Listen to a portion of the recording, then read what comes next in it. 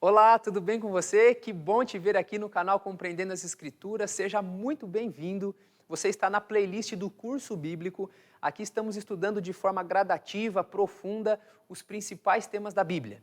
Então, o que nos conecta é a palavra de Deus. E uma vez que nós entendemos a palavra de Deus, nós nos conectamos com o próprio Senhor.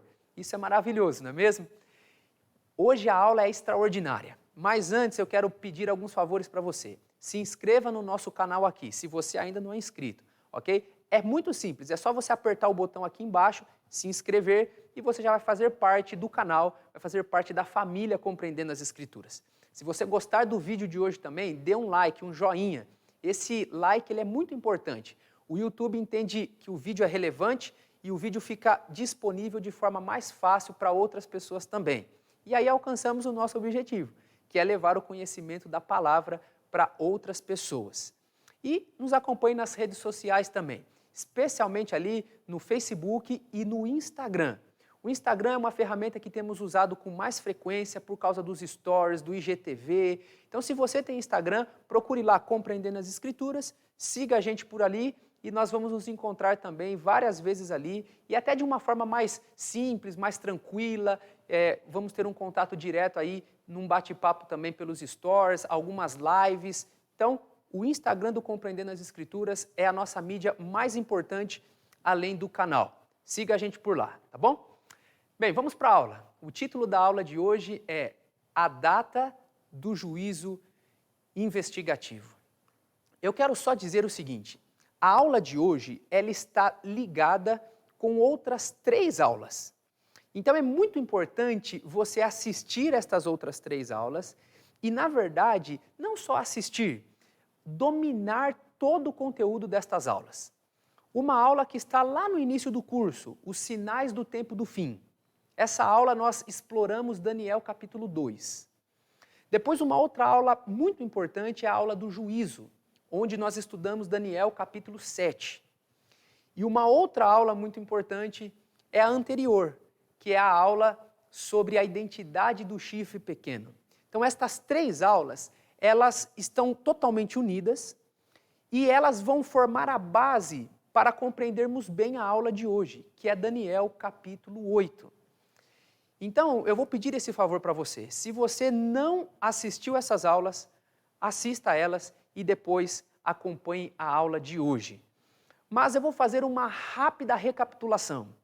Daniel capítulo 2 é o sonho de Nabucodonosor que ele teve, aquela estátua com vários metais. E Daniel capítulo 7, o próprio Daniel teve uma visão com 4 animais.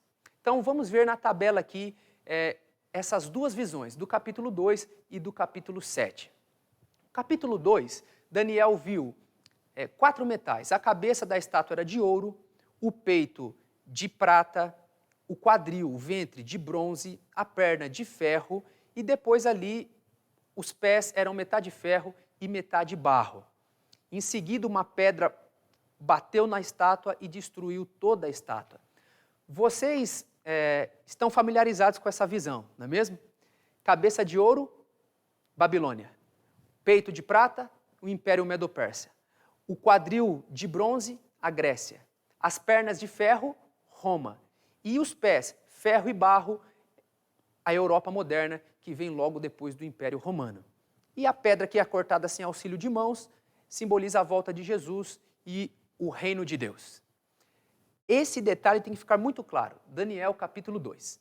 Agora, Daniel capítulo 7, Daniel teve outra visão. Vamos olhar o quadro. Ele viu 4 animais. Um leão com 2 asas, um urso com 3 costelas na boca, e ele era um lado maior que o outro. O terceiro animal era o leopardo com 4 cabeças e 4 asas. E por fim, um animal terrível e espantoso. Estes animais estão em paralelo com os metais. Então, o primeiro animal, o leão, era a Babilônia. O segundo animal, o urso, o Império Medo-Pérsia.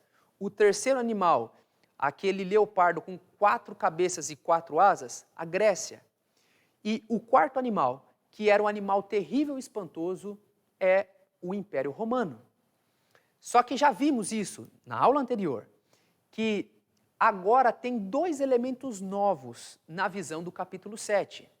Porque Daniel começa a contemplar aquele animal terrível e espantoso, o quarto animal, e ele tinha 10 chifres.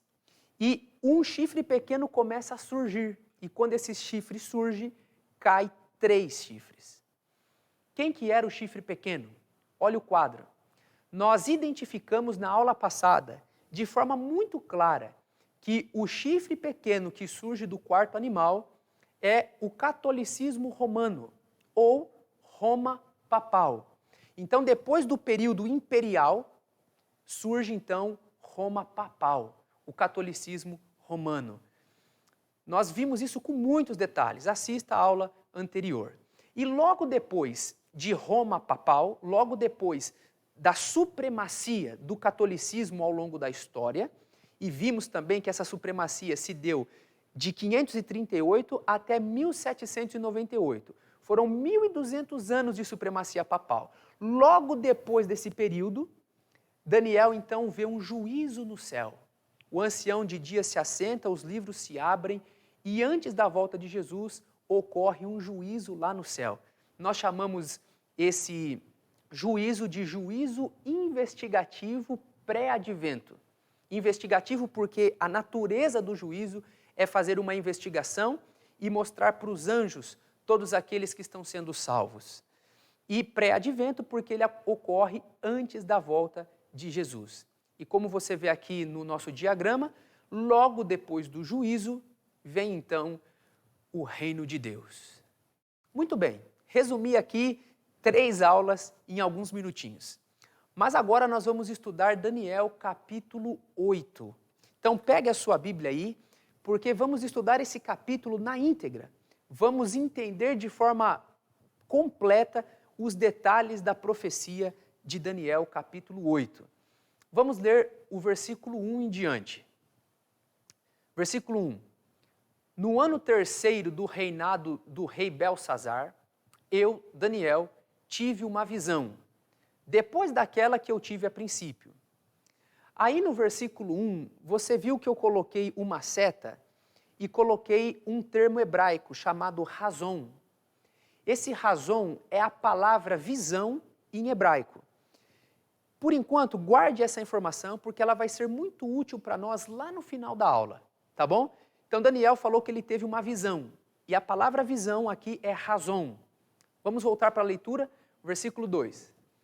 Quando a visão me veio, pareceu-me estar eu na cidadela de Suzã, que é a província de Elão, e vi que estava junto ao rio Ulai. Então levantei os olhos e vi, e eis que diante do rio estava um carneiro, o qual tinha 2 chifres, e os 2 chifres eram altos, um mais alto do que o outro, e o mais alto subiu por último. Vi que o carneiro dava amarradas para o ocidente, para o norte e para o sul. E nenhum dos animais lhe podia resistir, nem havia quem pudesse livrar-se do seu poder. Ele, porém, fazia segundo a sua vontade e assim se engrandecia. Então Daniel, ele tem uma visão. E essa visão do capítulo 8, ela acontece 2 anos depois da visão do capítulo 7. Então, todos aqueles animais, o chifre pequeno, o juízo no céu que a gente viu do capítulo 7, ele teve essa visão, depois de 2 anos, ele tem agora do capítulo 8. E qual que é o primeiro animal que ele vê nessa visão? Um carneiro. E esse carneiro tinha 2 chifres, um era mais alto que o outro. E esse carneiro, ele dava amarradas para 3 lugares, indicando as 3 principais conquistas. Agora vamos voltar para a leitura. O verso 5. Estando eu observando, eis que um bode vinha do ocidente sobre toda a terra, mas sem tocar no chão. Este bode tinha um chifre notável entre os olhos. Dirigiu-se ao carneiro que tinha os 2 chifres, o qual eu tinha visto diante do rio, e correu contra ele com todo o seu furioso poder. Viu chegar perto do carneiro, e enfurecido contra ele, o feriu e lhe quebrou os 2 chifres, pois não havia força no carneiro para lhe resistir. E o bode o lançou por terra e o pisou aos pés. E não houve quem pudesse livrar o carneiro do poder do bode. Então, depois de ver o carneiro com 2 chifres, dando marradas para 3 direções, ele vê um bode. E esse bode tinha um chifre grande, notável. E ele vem numa velocidade assim extraordinária. A Bíblia diz que ele nem toca no chão, indicando realmente uma velocidade fora do normal. E esse bode, então, com este chifre imponente, ataca o carneiro. O carneiro é completamente destruído. É muito interessante que Daniel, ele usa aqui 2 animais que estavam ligados com o ritual do templo. Uma outra aula importante que você precisa entender é a aula do santuário. E nós já estudamos aqui no curso os símbolos do santuário. Assista essa aula também com muita atenção. Todos os dias o santuário era contaminado, mas uma vez por ano ocorria a purificação do santuário. E o que tem a ver a purificação do santuário com estes animais que surgem aqui? É porque estes 2 animais, o carneiro e o bode, eles só aparecem juntos realmente no dia da expiação, no dia do juízo, quando o sumo sacerdote ele saía do lugar santo e ele entrava no lugar santíssimo para purificar o santuário. Parece que Daniel já está querendo indicar aqui que essa visão tem muito a ver com o dia da purificação do santuário, o dia do juízo. E realmente nós vamos ver que tem tudo a ver. Então, carneiro e bode. O carneiro estava dominando, o bode veio, atacou o carneiro e destruiu o carneiro. Quem são estes animais? Eles representam que poder? Olha o gráfico de novo comigo. O próprio anjo deu a resposta. O verso 20 indica quem que é o carneiro. Eu vou ler o verso 20 aqui. Olha comigo, se você está com sua Bíblia aí, pode abri-la. O anjo ele vai dar a interpretação para Daniel e o verso 20 ele diz assim: aquele carneiro com 2 chifres que viste são os reis da Média e da Pérsia. Então, aqui não há dúvidas. O próprio anjo intérprete dá a resposta. Quem que é o carneiro? O Império Medo-Persa. E é importante agora você associar. Vamos olhar aqui no nosso gráfico. Lembra que o urso ele tinha um lado maior que o outro? Pois é, o carneiro ele tinha um chifre maior que o outro. Lembra que o urso tinha 3 costelas na boca? O carneiro dava amarradas para 3 direções. Então, você vai notar aqui uma semelhança entre o urso do capítulo 7 e entre o carneiro do capítulo 8. Um apresenta um lado mais alto que o outro e também tem o elemento das 3 costelas. Assim, nós vemos que o carneiro ele tem um chifre maior que o outro e ele dá amarrada para 3 direções. Quando o Império Medo-Persa surge na história, ele vai então alcançando 3 principais regiões. Agora, quem que seria o bode? O versículo 21, nós temos a resposta do próprio anjo intérprete. O texto diz assim: mas o bode peludo é o rei da Grécia. O chifre grande entre os olhos é o primeiro rei, o principal rei. Então, nós temos aqui a resposta também sobre quem seria o bode. Vamos olhar ali no nosso gráfico.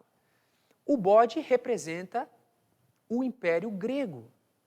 E olha no capítulo 7, quem que era a Grécia no capítulo 7? O leopardo, que é um animal rápido e tinha 4 asas. E agora aqui no capítulo 8, nós vemos que o bode ele ataca sem pisar no chão, indicando a velocidade. Então você está percebendo as semelhanças entre a visão do capítulo 7 e a visão do capítulo 8? Especialmente agora, as semelhanças entre o leopardo e o bode? Então o bode representa o Império Grego. E esse chifre grande, que é o principal rei da Grécia, foi Alexandre o Grande. E quando ele foi conquistando, ele foi dominando todos os territórios da terra. Então o próprio anjo intérprete respondeu para nós quem é o carneiro e quem é o bode. O carneiro é o Império Medo-Pérsia e o bode é o Império Grego. Alexandre o Grande foi o principal conquistador, como eu mencionei. Você vai ver a imagem aqui, a área de conquista de Alexandre. Ele sai lá da Macedônia, da região da Grécia, e ele vai conquistando o território, ele ganha força e vai se expandindo, alcança o Egito, ele ataca a Média, a Pérsia, e ele vai avançando no seu território e chega até perto da Índia. Que coisa! Agora vamos ver o que a profecia indica para nós. Vamos continuar a leitura do capítulo 8. Olha comigo aqui agora o verso 8. Daniel 8, verso 8. O bode se engrandeceu sobremaneira, e na sua força quebrou-se-lhe o grande chifre, e em seu lugar saíram 4 chifres notáveis para os 4 ventos do céu. Então o bode e o seu principal chifre, Alexandre o Grande, foi conquistando o território. Só que quando ele estava no seu ápice, esse chifre foi quebrado. Ou seja, Alexandre o Grande cai. E a história registra que realmente ele morreu muito novo, com 33 anos de idade. E após a morte de Alexandre, o reino dele é dividido em 4. E a profecia aqui é exata. Quando o chifre cai, 4 novos chifres surgem. Quando Alexandre o Grande morre, o reino dele é dividido em seus 4 principais generais. Vamos ver aqui a imagem para você ver a divisão do Império Grego depois da morte de Alexandre. Os 4 principais generais, Cassandro, Lisímaco, Ptolomeu e Seleuco. Então, o Império Grego foi dividido nestes espaços aí, nesses territórios, por esses principais generais de Alexandre. Cassandro, Lisímaco, Ptolomeu e Seleuco. E agora vamos continuar avançando no capítulo 8. Vamos ler o verso 9 agora. E esse texto é muito importante. Acompanhe comigo com bastante atenção. De um dos chifres, o verso 9, saiu um chifre pequeno e se tornou muito forte para o sul, para o oriente e para a terra gloriosa. Algumas pessoas leem o versículo 9 e elas pensam que o chifre pequeno surgiu de um dos 4 chifres. E aqui eu preciso dizer uma coisa para você. A palavra chifre, no verso 9, ela não existe no original hebraico. Olha o quadro aí. A palavra chifre, ela não existe no original hebraico. Então, a leitura fica dúbia, porque o verso 8 diz, que o bode se engrandeceu sobremaneira, na sua força quebrou-se-lhe o grande chifre, em seu lugar saíram 4 chifres notáveis, para os 4 ventos do céu. Como não tem a palavra chifre, o verso 9 diz assim, de um saiu um chifre pequeno. Agora a pergunta é, de um o quê? De um dos 4 chifres ou de um dos 4 ventos? É muito importante e há uma diferença muito grande. Será que esse chifre pequeno, ele saiu de um dos 4 chifres, ou seja, de um dos 4 generais de Alexandre o Grande, ou ele saiu de um dos 4 ventos? E 4 ventos aqui simboliza os 4 pontos cardeais. Bem, vamos responder aqui olhando para o próprio texto. O texto indica para nós, você vai ver aqui na tela, que a construção gramatical diz que, possivelmente, a melhor leitura, a leitura mais fluida, aponta que o chifre pequeno surgiu dos 4 ventos. Porque os 4 ventos, ele vem imediatamente antes do chifre pequeno. Então, o texto pode ser lido de forma mais fluida. Olha comigo aí. Para os 4 ventos do céu, de um deles saiu um chifre pequeno. Então, uma leitura fluida do texto diz que o chifre pequeno não surgiu de um dos 4 chifres, mas que ele surgiu de um dos 4 ventos. Porque 4 ventos vêm imediatamente antes do surgimento. Mas agora tem um detalhe muito importante nessa questão gramatical que, de fato, bate o martelo nessa questão e nessa grande discussão. é a concordância de gênero. Na linguagem, o gênero precisa concordar. Por exemplo, eu não posso dizer assim, minha tia é bonito. Não. Tia, feminino, tem que concordar com o gênero bonito, que seria bonita. Minha tia é bonita. Eu não falo minha tia é bonito, né? Então há uma concordância de gênero. Quando nós olhamos o texto aqui, em português parece que é tudo masculino. Chifre masculino, ventos masculino e de um deles masculino. Mas não. No hebraico, a palavra chifre é feminino.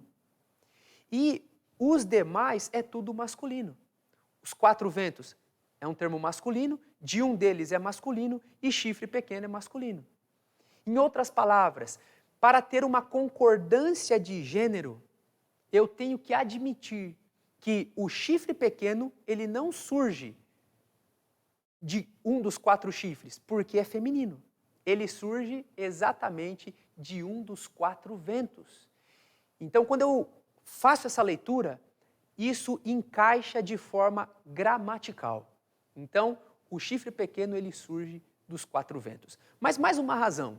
Por que o chifre pequeno surge dos 4 ventos? A segunda razão é pelo paralelismo entre Daniel 7 e Daniel 8. O capítulo 7 de Daniel diz que depois do Império da Grécia, quem que vem? Roma. E agora nós vemos no capítulo 8 que depois do chifre, depois do bode, quem que vem? O chifre pequeno. Então o chifre pequeno, ele não vem da Grécia. Ele não é um poder grego.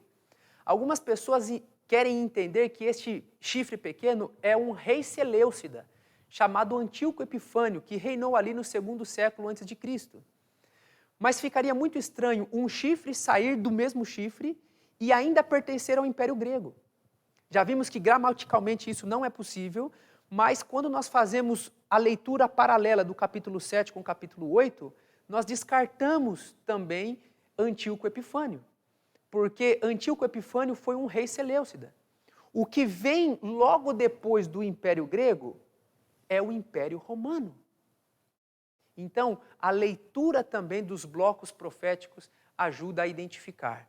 Então, o Império Romano, ele vem de um dos 4 pontos cardeais. Então, resumindo, para ficar bem claro aqui, esse chifre do versículo 9, ele vem dos 4 ventos. E agora o verso 9 indica ali na parte final que quando ele surge, ele tem uma conquista territorial. Olha o verso 9 de novo. Agora a parte final que eu coloquei em vermelho. O chifre pequeno surge e se tornou muito forte para o sul, para o oriente e para a terra gloriosa. Então perceba que Roma foi um império que surgiu lá no ocidente, lá na parte noroeste, e ele cumpre aqui exatamente a profecia. Então ele vem de um dos 4 ventos, conforme vimos no versículo 9, ele alcança o sul, ele alcança a terra gloriosa, que é a própria Jerusalém, a Palestina, e ele também alcança ali o Oriente. Então Roma, aqui, ele tem uma fase imperial, uma fase na horizontal, onde ele vai alcançando o território. Então, quando o Império Grego cai, o Império Romano surge. Ele surge lá de um dos 4 ventos. Ele vem do Ocidente, ele conquista o Sul, a Terra Gloriosa e o Oriente. Roma vai expandindo o seu território. Essa é a ação, é a fase horizontal de Roma.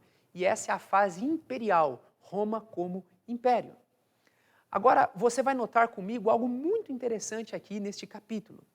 A partir do verso 10, há uma mudança da ênfase, da atuação deste chifre. Olha comigo agora o versículo 10. Depois de dizer que ele se expandiu na forma horizontal, para o sul, para o oriente e para a terra gloriosa, agora o verso 10 diz: cresceu até atingir o exército dos céus, e alguns do exército e das estrelas lançou por terra e os pisou. Sim, engrandeceu-se até o príncipe do exército. Dele tirou o sacrifício diário, e o lugar do seu santuário foi deitado abaixo. o exército lhe foi entregue e com o sacrifício diário por causa das transgressões, e deitou por terra a verdade, e o que fez prosperou. Aqui vemos 3 destaques da atuação deste chifre, só que agora você percebe que ele mudou. Antes ele teve uma fase, uma ênfase horizontal, e agora ele tem uma fase vertical. Ele ataca o exército dos céus, ele ataca o príncipe e ele deita por terra a verdade. Então há um ataque direto que confronta com Cristo, com os servos de Cristo e com a verdade de Cristo. É uma fase religiosa. Então aqui nós vemos Roma não como um império, mas Roma como um poder religioso que ataca o próprio céu. Então, resumindo, nós temos aqui a sequência da narrativa bíblica. E para você ver o que o texto menciona, há uma correspondência entre essa fase vertical do chifre pequeno com o chifre pequeno de Daniel 7. Eu quero te levar agora para uma tela e você vai ver aqui o chifre pequeno de Daniel 7 e o chifre pequeno na fase vertical de Daniel 8.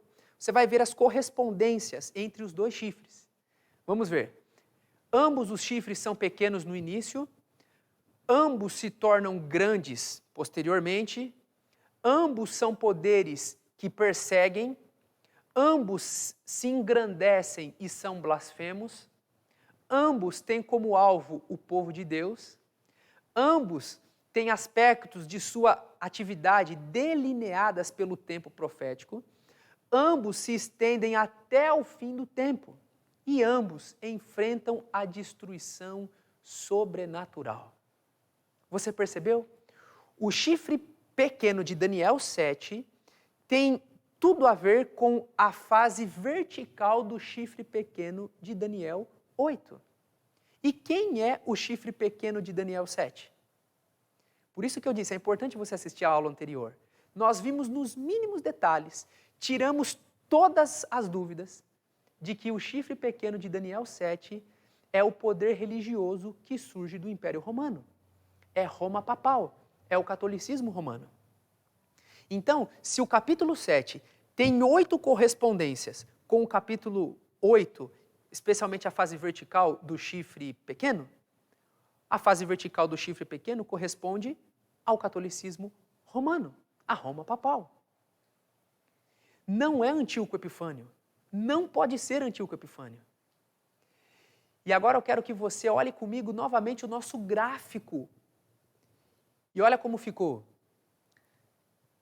O carneiro é o Império Medo-Persa.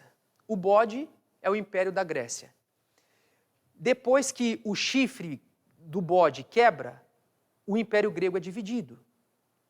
E de um dos 4 pontos cardeais surge Roma pagã, Roma imperial. Roma ele surge lá do Ocidente e ele vai conquistando. E depois ele tem uma fase vertical, que é a fase do catolicismo romano.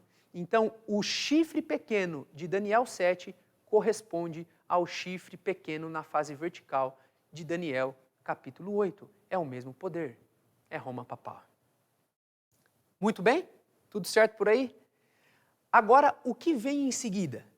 Vamos voltar para o capítulo 8 para nós lermos o que acontece logo depois dessa fase vertical do chifre pequeno que corresponde ao catolicismo romano. Diz assim agora o verso 13 e 14. Depois ouvi um santo que falava, e disse outro santo àquele que falava: até quando durará a visão do sacrifício diário e da transgressão assoladora, visão na qual é entregue o santuário e o exército, a fim de serem pisados?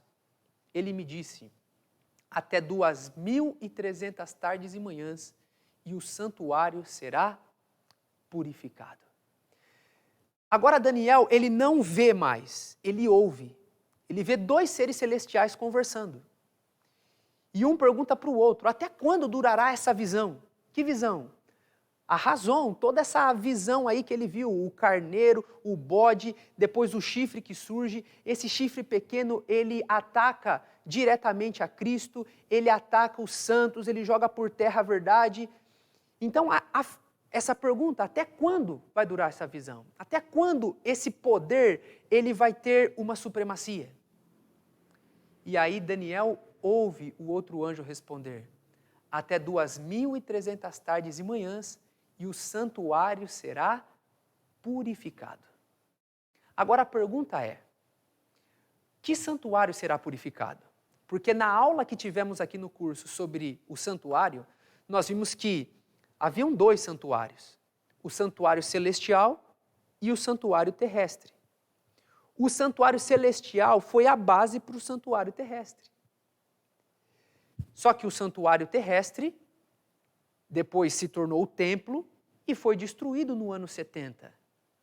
Agora, o santuário celestial, obviamente, permanece no céu. Será que a purificação do santuário se daria na terra ou no céu? O que você acha? Bem, a resposta é bem simples. Nós precisamos entender que a purificação do santuário é com relação ao santuário celestial. Em primeiro lugar, olha comigo, quando o anjo vai explicar a profecia, por 3 vezes o anjo diz que essa profecia de Daniel capítulo 8 é para o tempo do fim. Olha comigo aí, se você está com a sua Bíblia, acompanhe. No versículo 17, o anjo diz assim, porque esta visão se refere ao tempo do fim. Depois, no versículo 19, ele diz a mesma coisa. Porque esta visão se refere ao tempo do fim. E no versículo 26, pela 3ª vez, diz assim, porque se refere a dias muito distantes. Ora, se essa visão se refere ao tempo do fim, não pode ser o santuário terrestre. Porque o templo de Jerusalém foi destruído no ano 70. Então, o santuário será purificado, é o santuário celestial. Não tem mais o santuário terrestre. Agora, a segunda evidência que prova que a purificação desse santuário é o celestial é o seguinte, o paralelismo profético de Daniel capítulo 7 e Daniel capítulo 8. Olha comigo aqui, Daniel capítulo 8. Agora, fazendo esse paralelo com o capítulo 7, o que vem depois do chifre pequeno de Roma papal no capítulo 7? O juízo investigativo, o juízo pré-advento, lá no céu. E o que vem depois da fase papal, que é a fase vertical do chifre pequeno de Daniel 8? A purificação do santuário. Então, olha aqui para mim, o juízo investigativo do capítulo 7 está em paralelo com a purificação do santuário no capítulo 8. Então, juízo investigativo e purificação do santuário é o mesmo evento.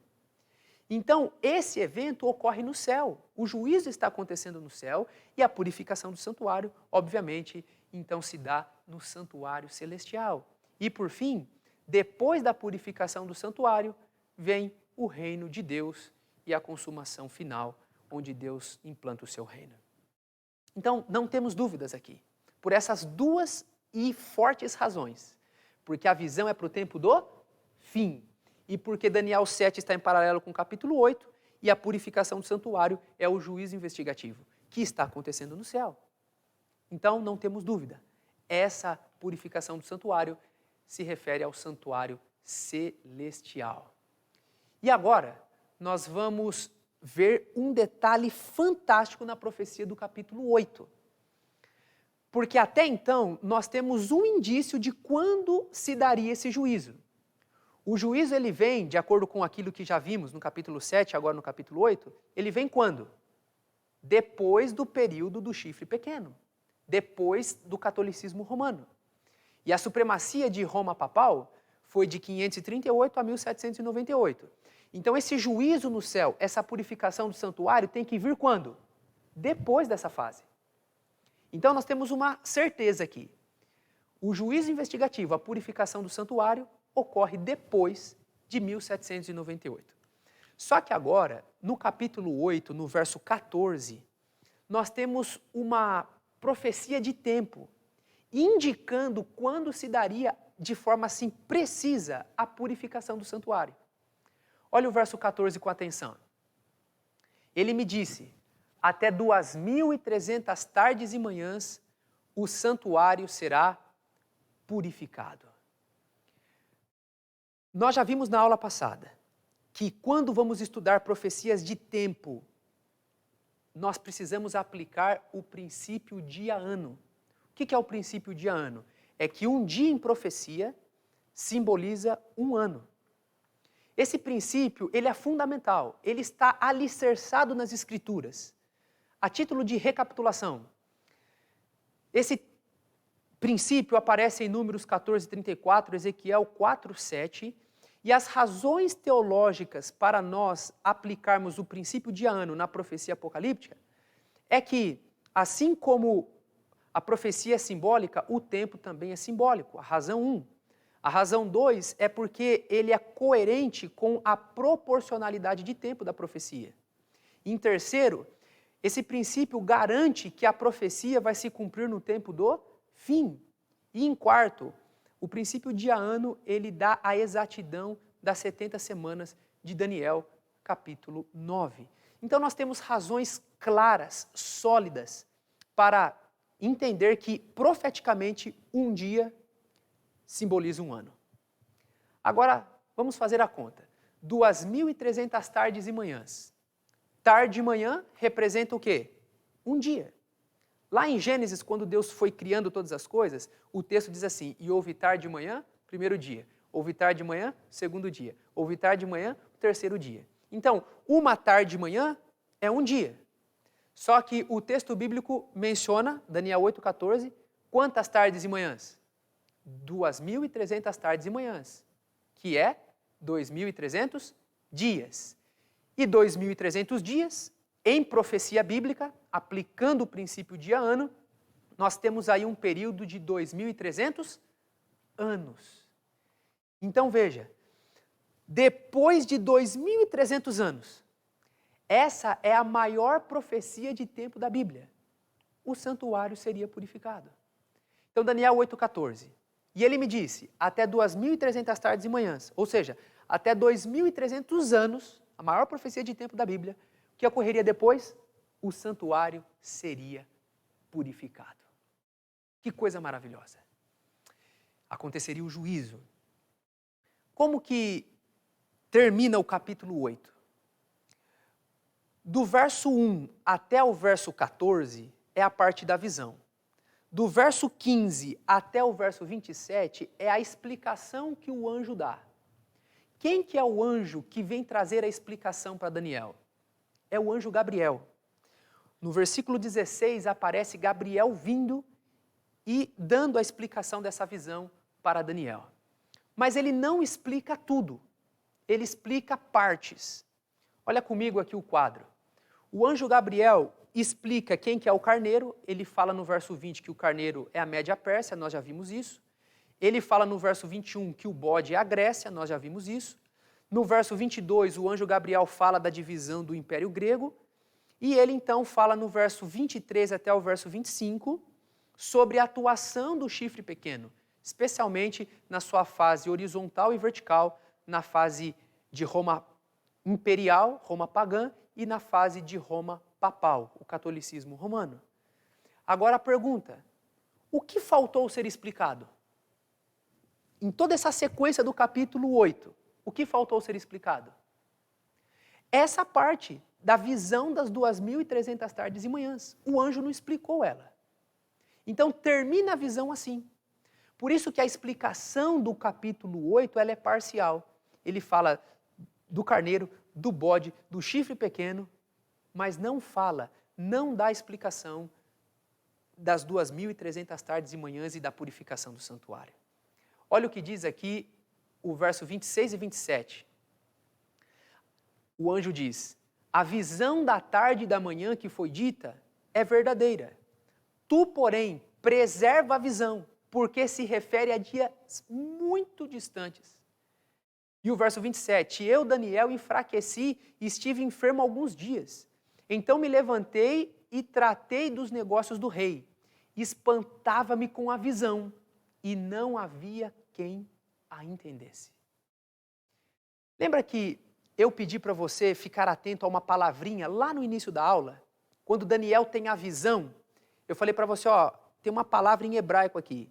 Acho que você não lembra agora, só se anotou, né? É a palavra razão. Quando Daniel tem a visão, no capítulo 8, verso 1 e 2, ele tem a visão da razão. É a visão geral do capítulo. Carneiro, bode, o chifre pequeno. Só que agora, quando o anjo vem dar explicação, ele explica a razão, ele explica a visão geral. Mas há um detalhe curioso no texto hebraico que você vai perceber agora, que eu vou te mostrar. Está vendo aí a palavra visão em vermelho? O anjo vem para Daniel e diz assim, a visão da tarde e da manhã, que é verdadeira, tu, porém, preserva a visão. Ele não usa aquela palavra que ele usou no início do capítulo, razão.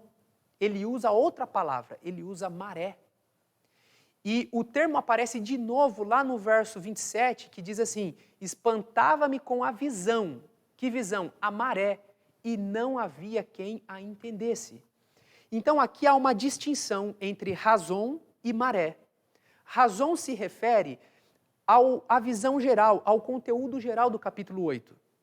Agora a parte que não foi explicada, o anjo chama de maré. A parte das 2.300 tardes e manhãs. E Daniel diz assim, eu não consegui entender a maré. O anjo explicou bastante coisa, mas a maré ele não explicou. A visão dos 2.300 dias, ele não explicou. E o próprio Daniel diz que ele ficou fraco e doente, porque ele não conseguiu entender a visão. A visão dos 2.300 anos. E acaba aqui o capítulo 8. Só que tem o capítulo 9. O capítulo 9, ele aparece no cenário histórico 10 anos depois, mais de 10 anos. Então Daniel tem a visão do capítulo 8. Ele entende parcialmente porque o anjo explica, mas o anjo não explica a visão dos 2.300 dias. E depois de 10 anos, entra o capítulo 9. Olha o versículo 1 aí do capítulo 9. Diz assim, no primeiro ano de Dario, filho de Assuero, da linhagem dos Medos, e ele vai narrando. Aí o verso 4 diz assim, orei ao Senhor, meu Deus, e confessei e disse, ó Senhor, Deus grande e temível, e começa a oração de Daniel. Então, o início do capítulo 9 é Daniel orando. E Daniel, você vai ver na tela, ele estava com um conflito. Esse conflito, ele aparece logo no início do capítulo, porque diz o versículo 2 que ele estava estudando a profecia do profeta Jeremias. Especialmente Jeremias 25:11, tinha dado uma profecia de tempo, que o povo de Israel ia ficar no cativeiro quanto tempo? 70 anos. Daniel estava lá estudando essa profecia de tempo. E ele não tinha entendido a visão dos 2.300 dias. O império babilônico já tinha caído. Agora, quem que dominava? O império medo-persa. E Daniel não vê perspectiva de se cumprir a profecia de Jeremias. E quem sabe agora ele tem uma luta interna porque ele pensa, ora, o anjo não me falou da profecia das 2.300 tardes e manhãs, 2.300 anos. Será que nós não vamos voltar para Jerusalém? Será que nós não vamos reconstruir? Ele não entende, ele fica com muita dúvida. E ele faz uma oração. É uma oração linda. Nós vemos Daniel orando em alguns outros contextos do seu livro. Mas essa é a mais longa oração e a mais importante oração que Daniel faz. Ele clama por ele, pelo povo. E aí sabe o que acontece? Olha comigo aí o verso 23. Daniel capítulo 9, verso 23. No princípio das tuas súplicas, saiu a ordem, e eu vim para te declarar, porque és muito amado, considera, pois, a coisa, e entende a visão. E qual é o termo hebraico para a visão? Maré. Olha que coisa. O capítulo 8 termina, Daniel não entendendo nada. 10 anos se passam, ele está estudando a profecia de Jeremias, angustiado ainda, ele ora a Deus e vem um anjo. E o anjo diz assim, olha, no princípio das tuas súplicas, eu fui designado para fazer você entender a visão. E a palavra que aparece aqui é maré. Que visão? No capítulo 9 não teve visão nenhuma. O capítulo 9 só mostra Daniel orando. E o que vem antes é a visão das 2.300 tardes e manhãs, a maré que ele não tinha entendido. Agora vem um anjo e diz assim, eu vim fazer você entender a maré. Então, o anjo está falando aqui daquela parte que ele não tinha explicado no capítulo 8. E agora ele veio fazer Daniel entender essa profecia das 2.300 tardes e manhãs. O que eu queria que você entendesse? Que há uma conexão muito grande e clara entre Daniel 8 e Daniel 9. Os dois capítulos se conectam, porque a parte que Daniel não entendeu, ele vai entender agora. E o anjo veio explicar a maré, que realmente não tinha sido explicada. Vamos então agora ver o que o anjo vai dizer para Daniel. Daniel capítulo 9, o verso 24. 70 semanas estão determinadas sobre o teu povo e sobre a tua santa cidade, para fazer cessar a transgressão, para dar fim aos pecados, para fazer a justiça eterna, para selar a visão e a profecia e para ungir os santos dos santos. Preste bem atenção. Eu deixei em vermelho aí. 70 semanas estão determinadas. A palavra determinada no hebraico é shatak. Shatak ou hatak. Shatak significa cortada. Então o anjo está dizendo assim, Daniel, eu vim fazer você entender a visão, a maré. Aquela visão das 2.300 tardes e manhãs, dos 2.300 anos. Sabe e entende, dos 2.300 anos, 70 semanas estão cortadas, estão determinadas, estão separadas sobre o teu povo, a tua santa cidade.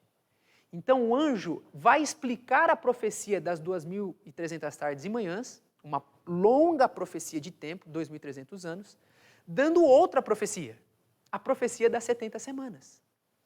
Então ele diz assim, dos 2.300 anos, 70 semanas estão determinadas sobre o teu povo. E nós sabemos que um dia é um ano, então 70 semanas, 490 anos. Então desse grande período de tempo, olha aí no quadro comigo, dos 2.300 anos, 490 anos seria para o povo de Israel e também é uma profecia sobre a vinda e a morte de Jesus Cristo. Ficou claro até aí? Agora nós vamos avançar na narrativa do anjo. Olha comigo o verso 25. Sabe e entende, desde a saída da ordem para restaurar e edificar Jerusalém, até a ungido ao príncipe, 7 semanas e 62 semanas. As praças e as circunvalações se reedificarão, mas em tempos angustiosos. O verso 25 ele é muito importante, porque ele dá a data de partida da profecia. E preste bem atenção, se os 70 anos são cortados dos 2.300 anos, então a data inicial é tanto das 70 semanas quanto dos 2.300 anos. E o anjo dá a data inicial. Ele diz assim, olha comigo de novo, no verso 25, desde a saída da ordem para restaurar e edificar Jerusalém. Ele vai dividir agora a profecia das 70 semanas em 3 partes. Ele diz, desde a saída da ordem para edificar Jerusalém, 7 semanas e 62 semanas até ungido. Então ele fala de 7 semanas mais 62 semanas. Quanto dá? 69 semanas. E depois ele vai deixar para falar sobre a última semana. Então, vamos ver agora o início desta profecia. Quando que foi a ordem para restaurar e edificar Jerusalém? Eu vou te mostrar aqui um gráfico muito importante. Nós temos aqui os principais reis persas. E estes reis, eles promulgaram decretos liberando o povo de Israel para voltar para a terra de Jerusalém. nós temos 3 principais decretos. Primeiro, Ciro, em 538, deu o primeiro decreto, e os judeus voltaram de Jerusalém para a terra de... Eles saíram, né, ali do território de Babilônia e voltaram para a terra de Jerusalém. Então, o primeiro decreto foi o decreto de Ciro, em 538. Cerca de 50 mil judeus saem da Babilônia e voltam para Jerusalém.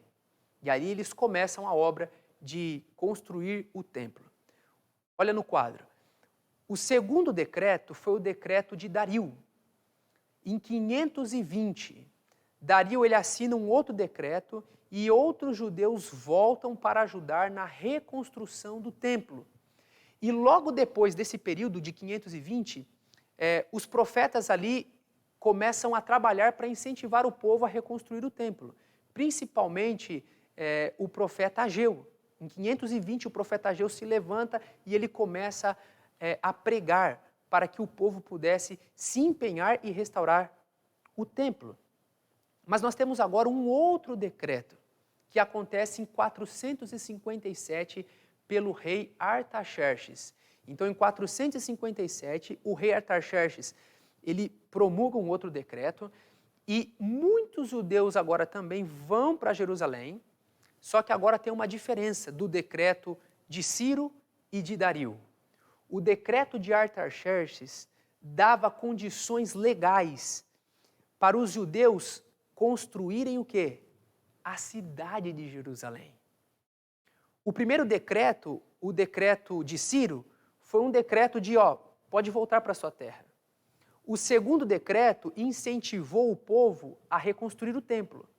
Mas é neste terceiro decreto, em 457, no 7º ano de Artaxerxes, que há a possibilidade agora do povo judeu voltar. O templo já estava erguido. E agora o desafio era solidificar a construção do templo. Então esse decreto, ele é o mais importante porque ele resume os outros e dá todo o poder civil para que o povo judeu então consiga reconstruir a cidade de Jerusalém. Isso está também em Esdras capítulo 7, verso 7. No 7º ano do rei Artaxerxes, em 457, esse decreto entra em vigor. Então nós temos aqui a data do início da profecia das 70 semanas, que é também o início dos 2.300 anos, o ano de 457. Esse ano é muito importante. Vamos voltar para o capítulo 9 para vermos agora os outros detalhes aí dessa profecia. Diz assim o verso 25, sabe e entende, desde a ordem para restaurar e edificar Jerusalém, até a ungido príncipe, 7 semanas e 62 semanas. Então veja, quando que foi o decreto? 457. Artaxerxes emite esse decreto. E aí passam 7 semanas e 62 semanas. O que aconteceu em 7 semanas? 7 semanas foi o período da reconstrução da cidade de Jerusalém. Se a gente fizer a conta, 7 semanas em profecia, quanto tempo vai dar? 49 anos. Então, desde 457, 7 semanas se seguiriam, ou seja, 49 anos. Caímos no ano 408. No ano 408, Jerusalém é edificada, ela é reconstruída. E o tempo se seguiria. Outras 62 semanas passariam, ou seja, um período de 434 anos, para chegar até ao ungido. E a palavra ungido aqui é Messias. Então, olha de novo com atenção o capítulo 9, verso 25. Desde a saída da ordem para restaurar e edificar Jerusalém, até o ungido, o príncipe, 7 semanas e 62 semanas. Então, do ano 457, 7 semanas, Jerusalém é reconstruída. E mais 62 semanas, nós chegamos no ungido. Vai dar o ano 27 da Era Comum. Jesus Cristo, ele é batizado. Naquele momento, ele é ungido, o Messias. E ele começa, então, o seu ministério. Agora, olha comigo o quadro. O que viria depois? Daniel 9, verso 26, a primeira parte, diz assim: depois das 62 semanas, será morto o ungido, e já não estará. Então veja, depois das 62 semanas, depois que Jesus foi ungido, o que viria em seguida? O ungido seria morto. Então, depois da sua unção, ele seria morto. Quando que ele seria morto? Aí a resposta está no verso 27. Olha comigo aí o verso 27, a parte A. Ele fará firme aliança com muitos por uma semana. Na metade da semana, fará cessar o sacrifício e a oferta de manjares. Então o texto está dizendo que 7 semanas e 62 semanas, Jesus seria ungido, correto? Depois da unção de Jesus, ele seria morto. Quando? Na metade da última semana. Por que não faltava só uma semana? 69 tinham se passado. 7 mais 62, 69. Faltava quanta semana? Uma. Na metade desta semana, Jesus seria morto. Há muitas pessoas que fazem uma confusão aqui com essa profecia das 70 semanas, e eles pegam uma semana e jogam lá para o futuro. Não.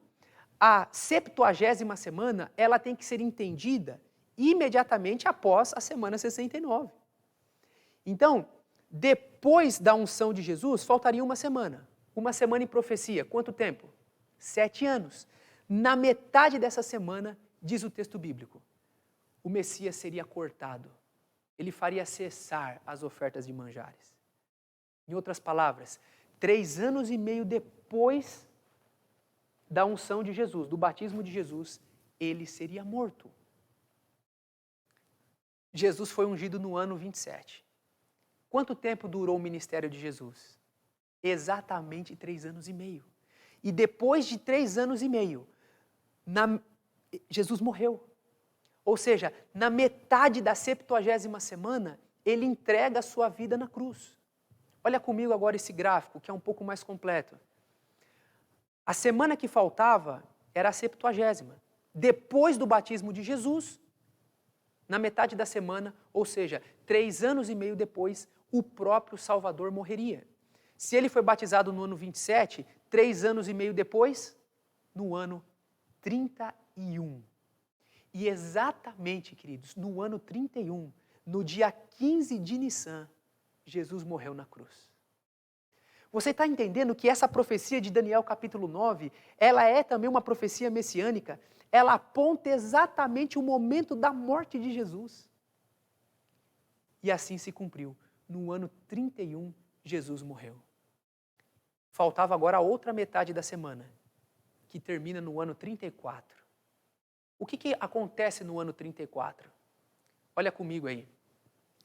No ano 34 da era cristã, Estevão prega um sermão diante dos líderes judeus, ele tem uma visão e depois ele morre apedrejado.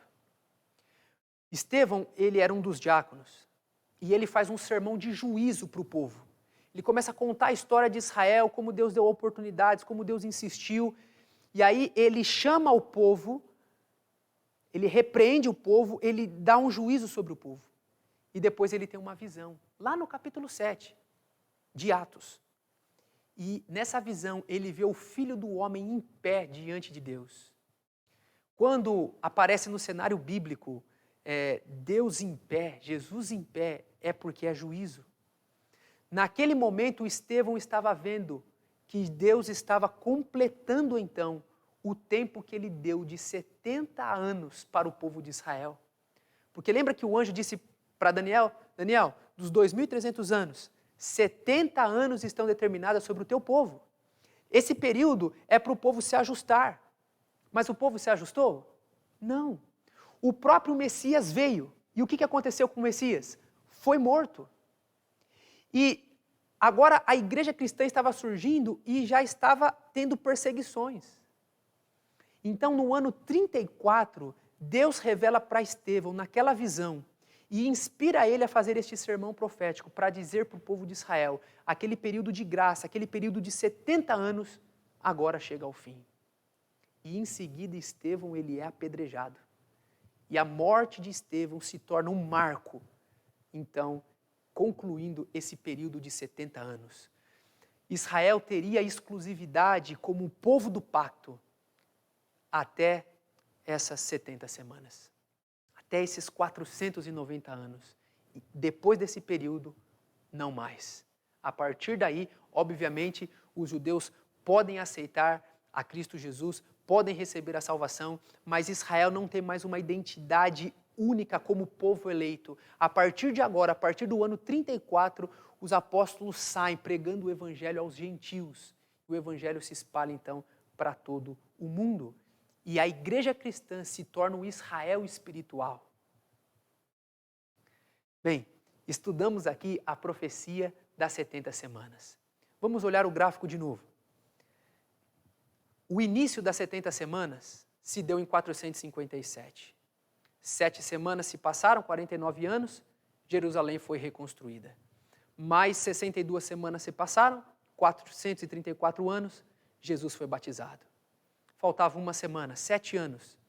Na metade da semana, no ano 31, Jesus é morto.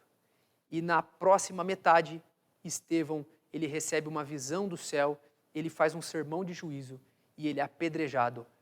Encerra-se então os 490 anos que tinham sido cortados para o povo de Deus. Agora, é muito simples. Se a profecia das 70 semanas foi cortada daquela profecia maior dos 2.300 anos, a data do início das 70 semanas é a data do início dos 2.300. Então a gente consegue agora chegar a uma conclusão bem tranquila. Quando que terminou o período dos 490 anos? No ano 34. Olha o gráfico comigo. Então no ano 34 terminou. Que conta que eu tenho que fazer agora?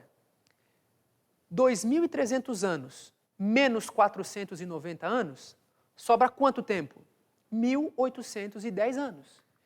Então, nós estamos no ano 34, quando Estevão foi apedrejado ali, e nós temos que colocar mais 1.810 anos para frente, porque dos 2.300 anos, 490 se cumpriram para o povo de Israel, e terminou no ano 34. Então, quanto falta?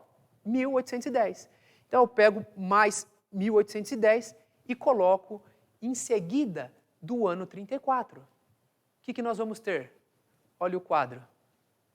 Se eu, então, correr 1.810 anos a partir do ano 34, que se cumpriu as 70 semanas, eu caio no ano de 1844, o ano em que o santuário foi purificado. Temos outra forma também de fazer essa conta. Olha o quadro, bem simples. Se o decreto foi em 457 a.C., eu posso agora, a partir daí, somar 2.300 anos e eu vou cair na data final, na data que o santuário seria purificado. Só tenho que lembrar que o ano é decrescente, -3, -2, até chegar ali a nossa era. E não temos o ano zero.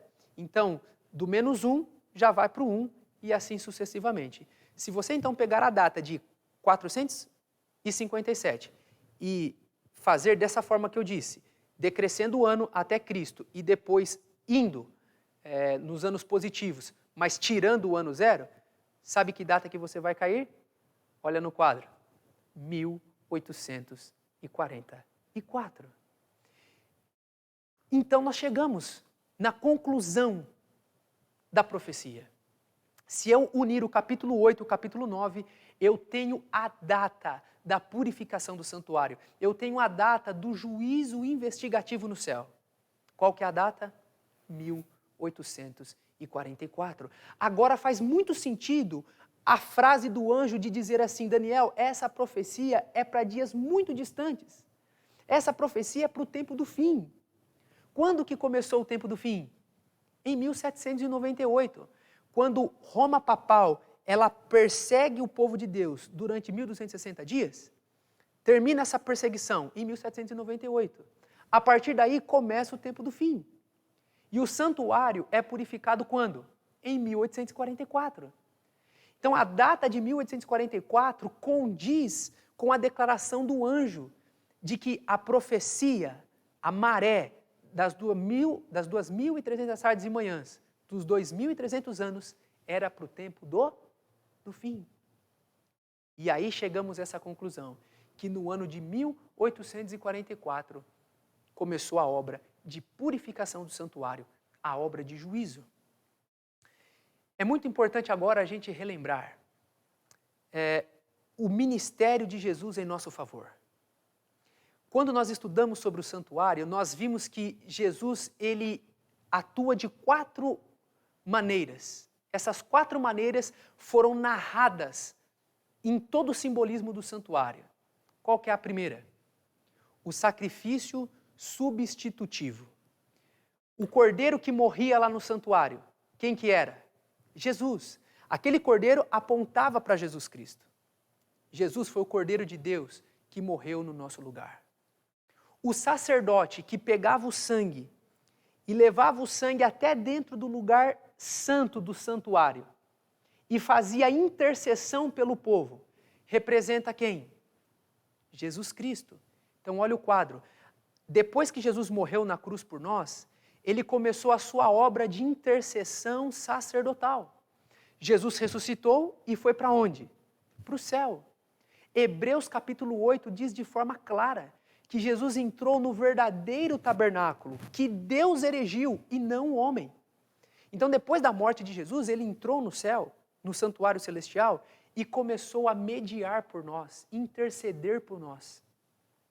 E Jesus, então, cumpre essa primeira fase do seu ministério sacerdotal, intercessão. Mas no santuário terrestre, o que acontecia uma vez por ano? A purificação do santuário. O sangue que representava o pecado era levado para dentro do santuário e aspergido lá. O pecador era perdoado, mas o registro ficava dentro do santuário. Uma vez por ano o santuário precisava ser purificado. Quem que fazia essa purificação? O sumo sacerdote. Então, o dia da purificação do santuário era também conhecido como o dia do juízo. Ao termo Yom Kippur, o dia do juízo. E sabe, queridos, essa é a terceira fase da atuação de Cristo por nós. Ele agora iniciaria no céu a purificação do santuário. Ele começaria no céu o juízo.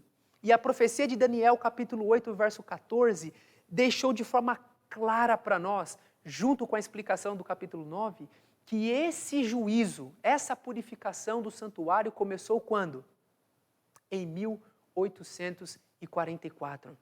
Então, em 1844, a nossa era, e se fizermos as contas bem certinhas, que correspondendo ali ao dia da expiação em si, vamos cair no dia 22 de outubro de 1844. Nessa data, 22 de outubro de 1844, Jesus começou então o juízo no céu, a purificação do santuário.